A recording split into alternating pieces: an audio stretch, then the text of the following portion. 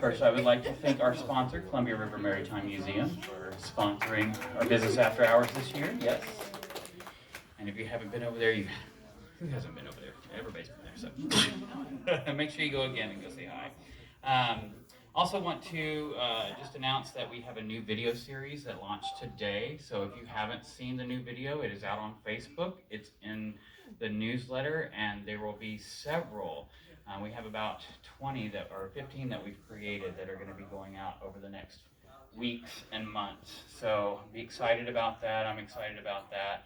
But the first one, it really is to talk about the value of the chamber and what you get before you ever come to one of these events, or before you ever go to a breakfast or anything like that. There's a lot of value the chamber brings to you, and it really talks about that. So we also have some new brochures. If you didn't see them in the front, go ahead and grab some on your way out. It also has some of the new talking points that we're going to be sharing out, and we're going to be doing a new marketing plan and program that's going to be launching here in the next month or two as well. So we're excited about that. So stay tuned for that.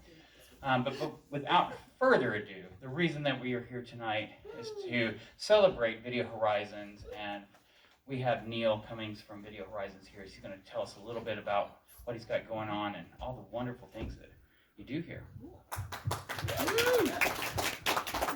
Thank you. Wow, how about that Nathan Chen, huh? Man, what a skate. Was that awesome? What a performance last night. Anyway, I probably can't really talk too much about where I am now without telling you a little bit about the history of how this came to be. I started in 1984 over the building across from McDonald's. You know, there used to be the locksmith building that they tore down, I don't know, 3-4 years ago.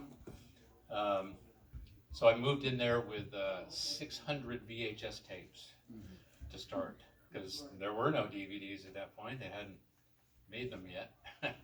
So that's what I had, and we actually fixed up the back of the building for an artist to display his wares, and we divided it up between the video store, and I had records at the time, so I had an audio room, and I sold CDs and records and cassette tapes at the time, and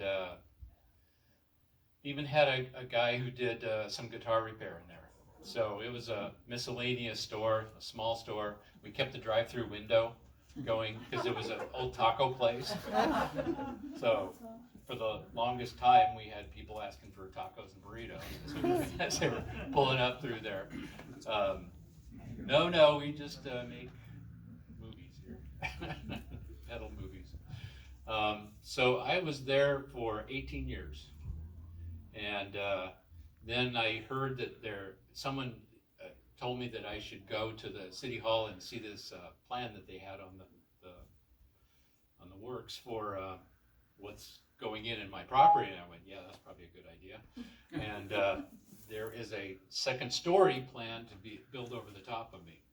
A parking garage was going to go in because they were going to put the hotel behind that place there. And I thought, this isn't going to work for me. You know, no parking. And so I got to meet the developer, Chester Dubuco. You probably most of you know him, maybe. Anyway, he said that he wanted to put me in the warehouse across the street, and where Craft 3 is now. Meyer. Yeah, and I said, well, parking is still going to be an issue there. I'd really like to be in the front. And he said, well, Fisher Brothers is there now. That's going to be a bit of a problem. But they're moving to Pier 1 in the next couple of years. Tell you what, we'll fix up the back of it, and then you guys can have the front. I thought, wow, that's awesome. Yeah, that works. They got their own dedicated parking lot. And so I moved over there, and I was there for about 18 years also. And that was at the height of it. That's when I pretended to be a Blockbuster, and I really expanded my inventory, and my customer base went through the roof, and DVDs came out, and I had tons of customers, doing really well. That's where all these movies came from, because I collected all these during that time. And then the pandemic hit. And that changed everything for all of us, right? And I really couldn't afford to stay there. And this became a more affordable option. And I have a subletter downstairs. I don't know if you've been down there, but that's quite an experience. The guy's got 200,000 records and all kinds of stuff down there.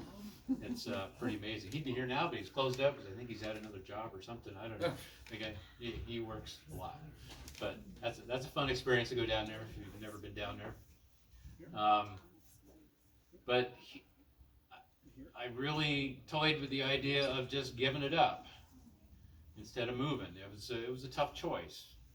But I had 35,000 movies, and I needed a place for them.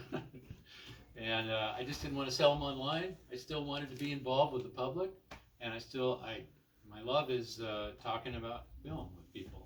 So that I wanted to keep doing that. So the help of Craft 3 and Meyer here was instrumental in helping me secure some funding to get the move accomplished. And there you have it. Moved over here Halloween of 2020. So it's been a little over a year, and I still love it. We have VHS movies still behind you there. Incredibly enough, it's kind of going through a resurgence now. People still have VHS movies, and like the DVDs, it's getting harder to find them. Used to find them on every corner, right? So now it's garage sales and pawn shops. Really is about the only place you can find them. Thrift stores sometimes, but the issue with those is the quality is always suspect. So we have a $2,000 machine back here that we professionally clean every disc before we sell it. So it actually buffs it down to a new finish, and you're getting a like new DVD every time you buy from us, and we guarantee it for 30 days. So if you get it home and it skips or anything like that, you can bring it back. So no toothbrush and toothpaste anymore? Yeah, it cleans games as well. Game disc. Do you buy things? Yes. Okay. Buy, sell, and trade. Because Yep. I got lots of stuff. Buy, sell, and trade. Yeah, so if you My got son stuff has lots of you stuff. don't want anymore, if you don't want your physical media, yeah, by all means. And I'll give you credit for something in here, or, Okay. you know, It's my son, so. maybe even a gift certificate you can give to someone else who still wants physical media. You know, you can go many different directions. So yeah, we still have the VHS, we still have DVD, we got Blu-rays.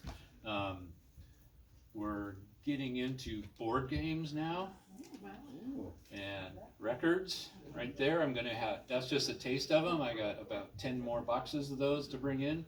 So basically, we're gonna become all those physical media things that you're not gonna be able to find anymore, honestly, as time goes on. So I hope to be the place that that's where you can find all this stuff. And thinking about changing the name. I don't know, Video Horizons has kind of been around for 37 years, but retro media sounds pretty good to me. Heard it here first, folks. Yeah, that's right. We're letting out trade secrets right here. You heard it here first. And Wayne's here. Hi, Wayne. So, yeah. We're just trying to keep it going. But if you've never rented movies, you still have the capabilities to do it, by all means, please sign up. You know, come on in. And it doesn't cost anything. Yeah, yeah, she's right. You know, you can't stream everything. There are things that aren't available, and we're trying to specialize in those things. We can still get new releases. We got the new Ghostbusters just came in last week, and Dune. You know, and we still get the newest movies. So. Fast and Furious 9. Woo! Buy, rent, do it all. So thank you all for coming. I really appreciate everyone coming tonight. Let's make it a fun event. Enjoy. Thank you.